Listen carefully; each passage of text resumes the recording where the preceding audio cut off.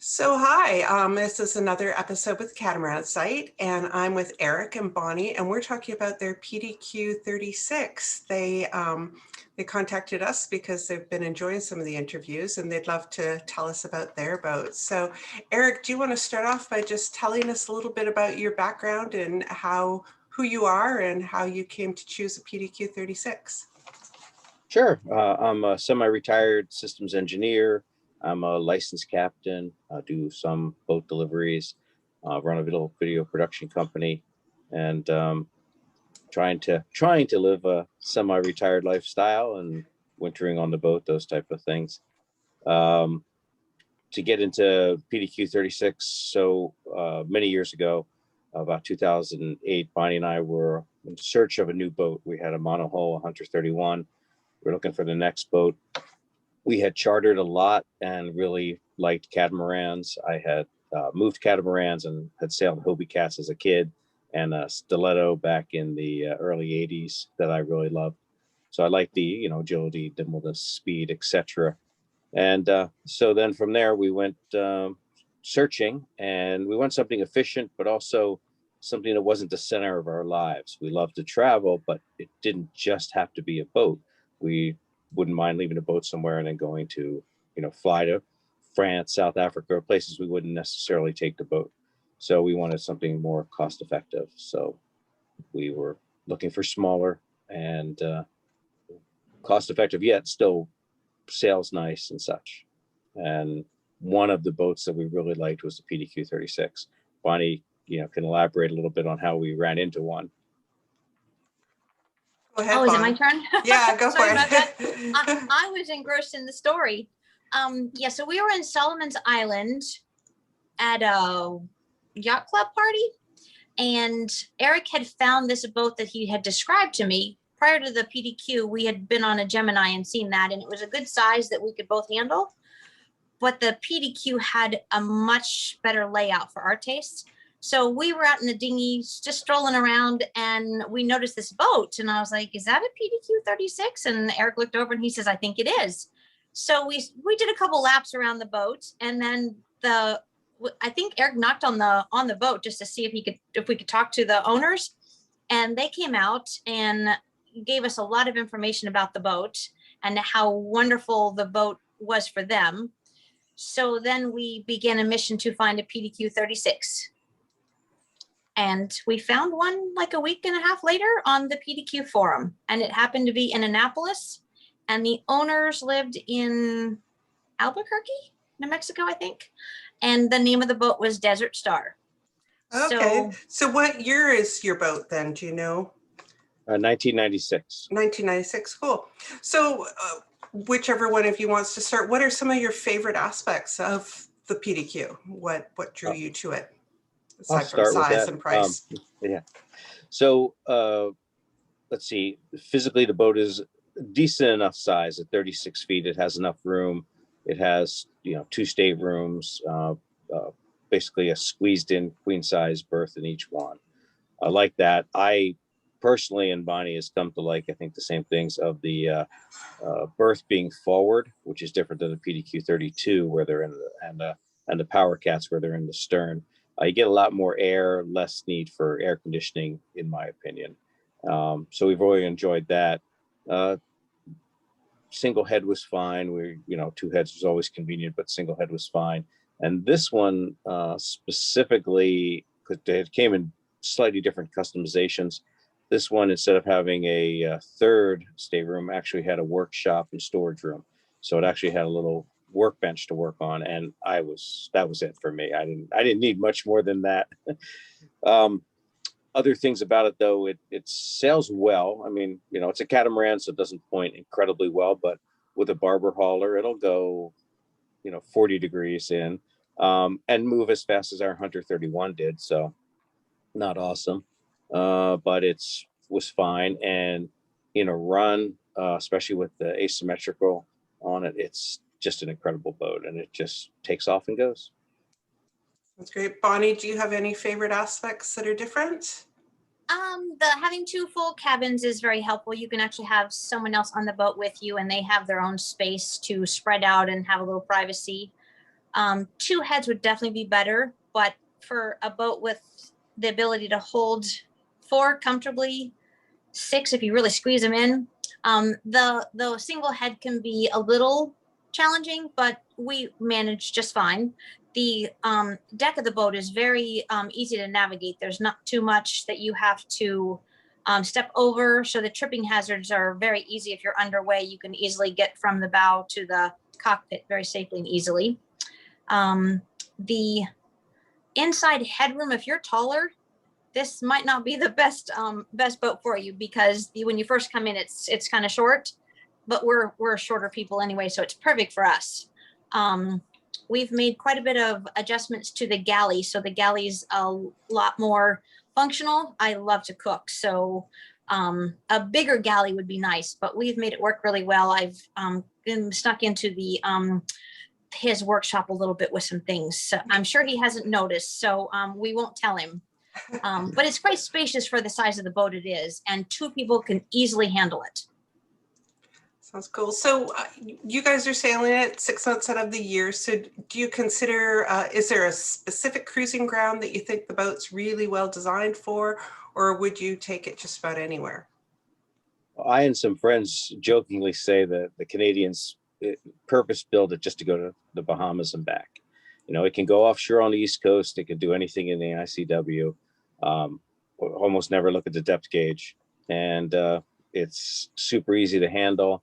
The outboard engines have some shortcomings, which we could cover later if you want, but they're also super easy to maintain. The boat sailing it with a leeward engine down and running at half throttle points better than a 6-foot centerboard ever would, and it charges the battery slightly, and it's easy, and it uses a quart or more fuel an hour, not much.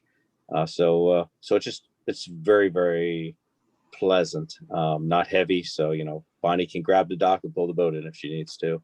So it's things where it's better than a trawler. You'd have to go to a pretty big trawler to have 2 staterooms, and it's got so much more stability. So yeah, so it's good for the coastal cruising. I've heard people cross the Atlantic with it, and I just messaged a guy who actually had it shipped around, and it never occurred to me, but because they're shorter than a container, you can actually pay less money to have them shipped all over the world, in which case, like you could just go pick it up in Fiji or Tonga or something like that, and not save the ocean voyage, because there's not a lot of storage room for that. Yes. Yeah, I do know some that have made it around the world. They're a pretty well built boat, but I think it's a more Spartan existence to sail around the world with it, but quite doable. So let's see, where are we at? Tell me about sailing. How did you do in all kinds of different weather? You talked about pointing ability and using an engine to help you motor sail a little bit, but what about when the wind's stronger, and have you been out in bad weather? Oh yes, yeah. So we got hit by a microburst once and blew out the sails, and actually jammed 2 turnbuckles in the force of the wind. So it was really strong. Was enough to blow out the sails, not enough to take down the rigging or flip the boat. But boat handled really, surprisingly well for the situation. I had never experienced it. We were already in 40 knot gusts, and then it felt like a Mack truck passing you when you're walking on the sidewalk. That burst of wind on top of the already 40 knot winds. Unfortunately, I don't know what the exact wind was because I wasn't looking. I was looking up through the hardtop and just saw the mainsail explode. But it did, and that happens. So we've had it in that. That was early on when we had the boat too. We came in the inlet in Albemarle Sound there, and it was, I want to say, 8-foot seas, close to it.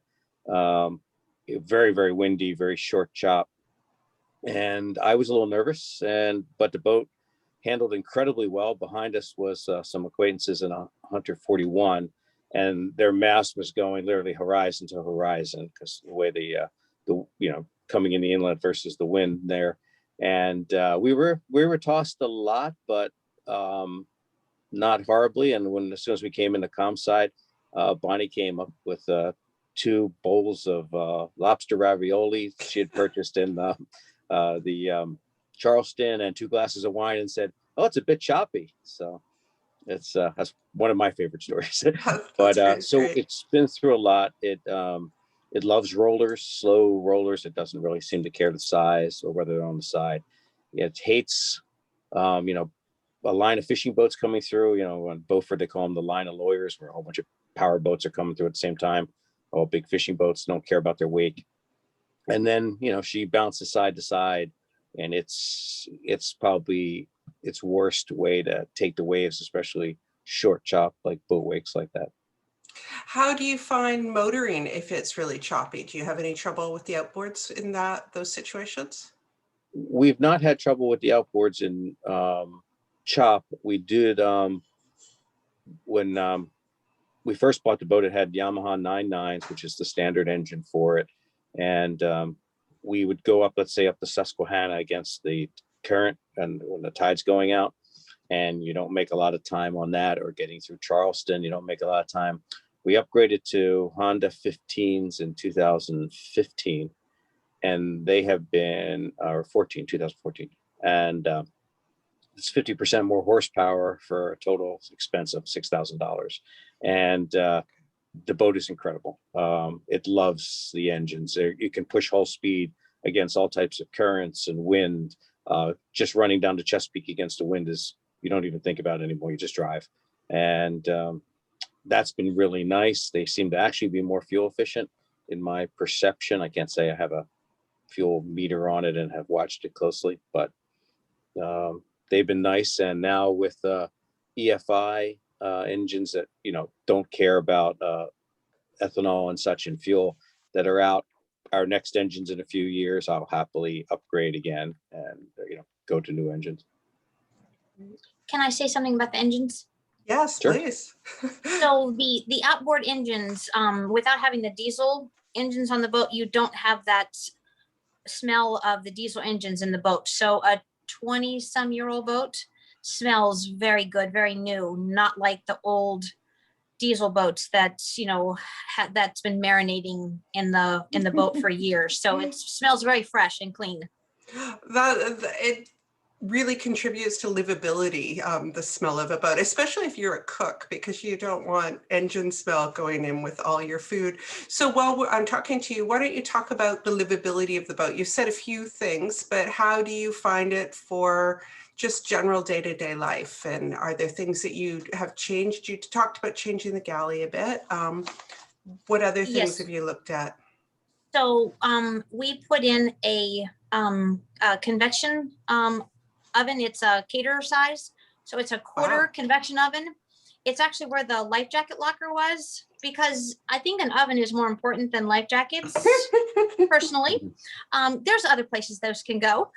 So we actually, Eric moved the life jackets to another location, and we put a oven in there. So when you're standing in the galley, the steps are not in your way, and you can easily get to the door of the oven, open it up while you're still in the galley. And then we put in a induction 2-burner cooktop, and we've got an ice maker. We have a microwave, and we had the 2 round sinks that were very small and very difficult to wash big things in. So we had a custom rectangle sink built that's actually got a angled bottom, so it gets really deep at the drain. And you can wash anything in that sink now. And we got a better faucet, so we have better pressure and it's a little higher. We've not done anything with the fridge yet, which is probably one of my biggest complaints about the boat right now, because it's original and it doesn't always function properly. So that's on the list to figure that out. I would love to put a bigger fridge in that's easier to get to. But other than that, the changes we've made to the galley are very helpful for cooking easily. Right.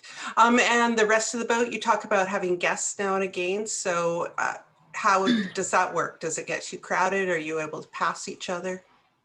You can pass, well, it depends on, if you're in the galley, you actually have to kind of turn sideways to pass each other, but it's just the guest cabin. So people don't tend to spend all their time in the cabin. It's really the cockpit and the deck of the boat that most people are lounging around. So it's usually someone coming into their cabin to get sunscreen or sunglasses or a hat. So it's not an issue considering the value of the boat and how easy it is to manage with 2 people.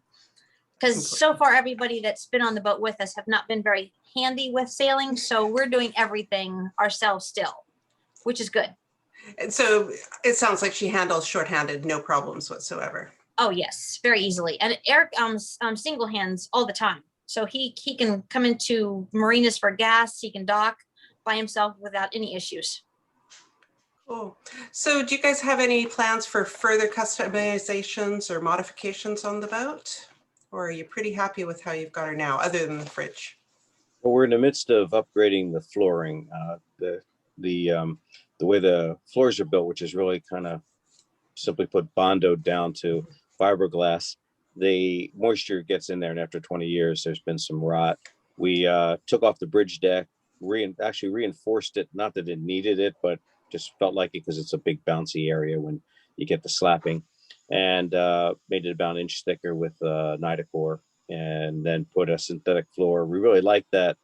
We can't quite use the same thing on each hull, so we're trying to find something more identical, but it's more of a vinyl top.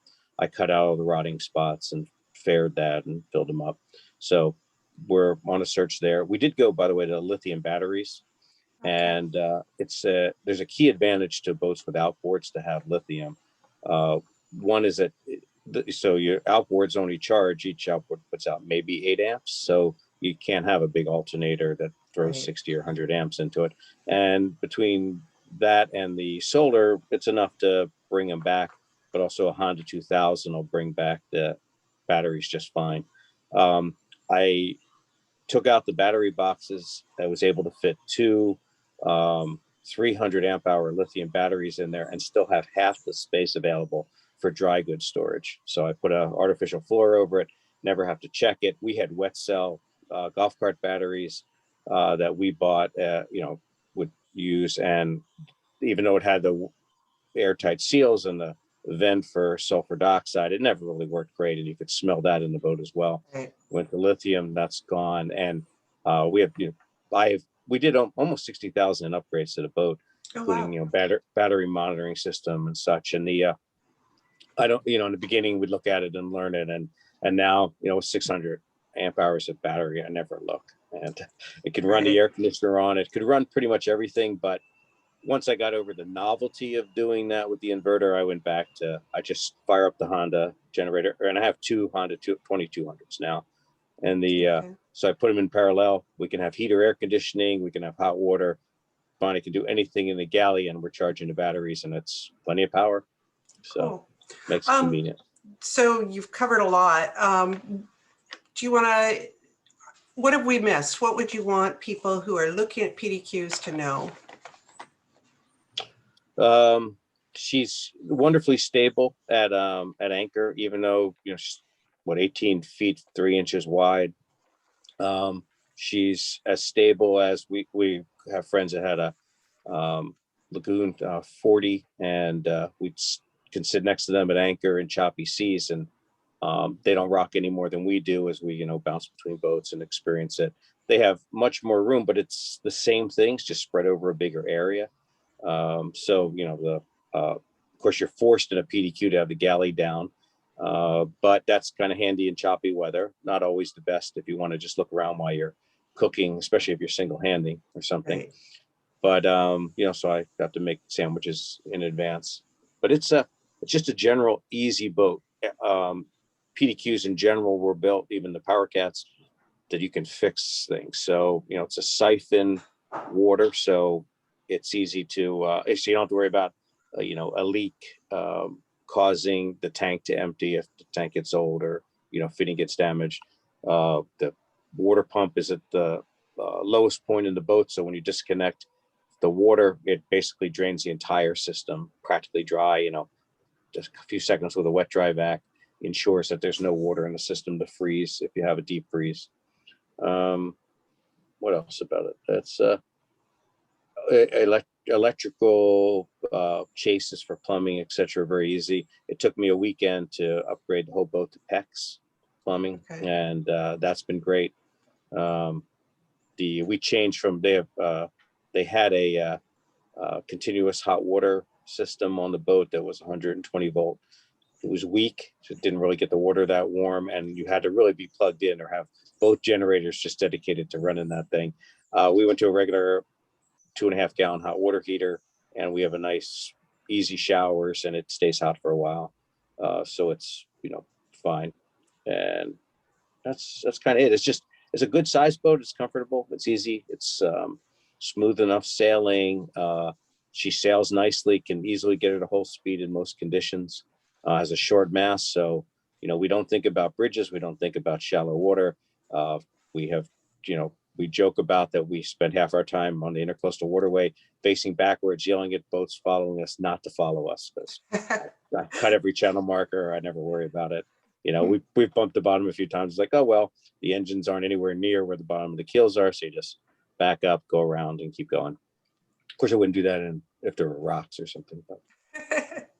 Good tip. Yeah. So Bonnie, did you have anything you wanted to add?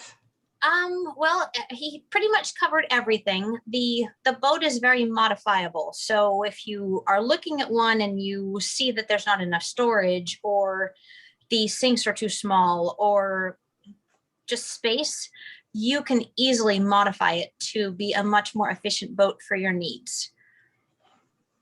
That sounds good. And my final question is, if you could trade her for any boat, is there a boat that you'd trade her for, or would you keep her? I'm gonna let Eric go first. Well, for me, I think for the most part I'd keep her, because if I went to something else, it would be an Ultramare or actually an old like 1990s Robertson and Kane design would be cool. But now you've quadruply complicated the world, and I actually really like how simple the boat is. If it's one of those things where if I had a ton of money, okay, maybe, but if not, I would, if I had in between money, would I go to like a Lagoon 38 or a Fountain Pajot? The answer is no, definitely not. I would rather ship this boat somewhere in the world if I wanted to get the boat there than buy a boat that I go to either you have engines inside the living space, or sail drives that you have to constantly maintain. There's so many more complications in the systems and in power utilization that I don't think it's worth that jump. But that's just me. Now we get to hear Bonnie. I just wanted to make sure I had the name right. I would actually like a majestic catamaran. Those are my dream boat. I love those catamarans, and I like how customizable they are, and the company is just so wonderful to work with. So that would be my upgrade. Fair enough. You're the boat you lust after. Mm-hmm. Yeah, I just need that extra million. Yeah, exactly. Every year at the boat show, my mission is to find the majestic catamaran, just to go say hi and check out the new boat. That's pretty cool. Well, thank you both so much. This has been really fantastic.